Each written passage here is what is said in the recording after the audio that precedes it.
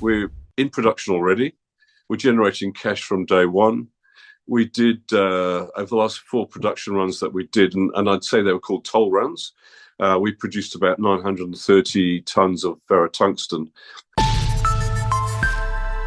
Hello, you're watching Proactive. I'm joined by Tungsten Metals Executive Chairman, Tony Adcock. Tony, very good to meet you. You're preparing for an IPO on the ASX next month. For prospective investors out there, tell us a little bit about Tungsten Metals and what they'll be buying into. Yeah, thank you, and good afternoon.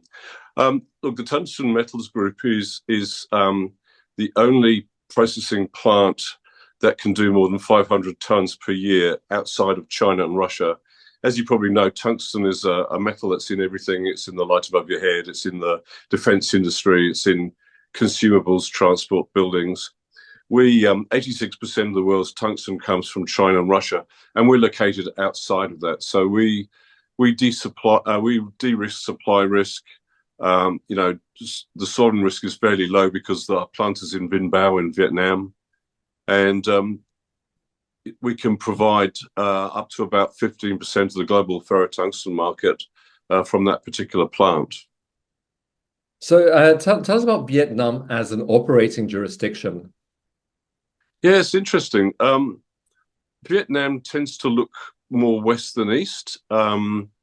It's as an operating area, it's surprisingly strong on regulation and compliance, and that's good for us because as an ASX listed company, we have to meet the Australian standards.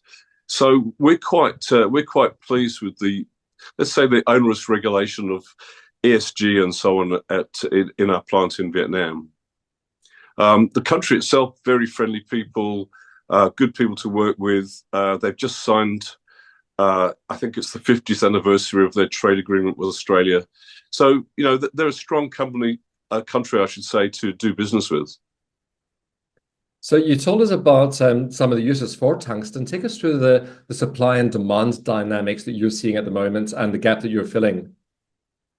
Yeah, the dynamics are very, very interesting at the moment because, as you know, late last week, China announced some export restrictions on certain rare earths. They specifically mentioned antimony, but you could read between the lines and see what might happen. So critical minerals wise, I think our offering, if you like, is much more compelling because of being outside of China and Russia.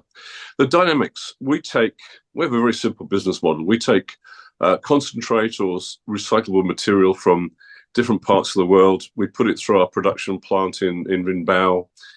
We heat it up to close to 3,000 degrees centigrade, and we produce a very high quality ferrotungsten product. In terms of the supply side, we have no problems in sourcing concentrate. Our first year's concentrate contracts have been agreed to about 85% of our needs, and we use a lot of recyclable material from India or Taiwan or elsewhere. On the offtake side, most of our market to date has been in Japan, and we have an agency agreement in Japan to distribute the product. And essentially that goes to the sort of Samsung Trading, Mitsui, those typical large trading houses that supply ferrotungsten to various markets. Tony, why have you decided to go to the market? Why are you IPOing on the ASX? Yeah, that's a really good question. The rationale for that is we've had a production facility since 2013.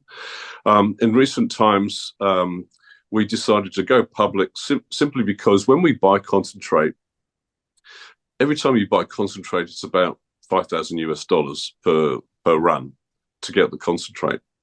And we produce a margin of about 20% on that when we sell it.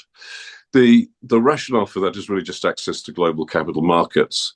But it's also to be able to scale up and supply, to meet the supply that's coming, I should say the demand that's coming from different parts of the world.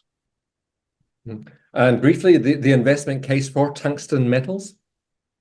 Yeah, I think I'm going to call it compelling investment is that we're looking to raise 12 to 14 million Australian dollars at 20 cents. The compelling reason to invest in us is low sovereign risk with Vietnam, low currency risk because we buy and sell in US dollars, low supply chain risk no supply chain risk because we're outside the two countries that supply most of the world's tungsten, so we're outside of that, and no exploration risk. We're in production already. We're generating cash from day one. We did over the last 4 production runs that we did, and I'd say they were called toll runs.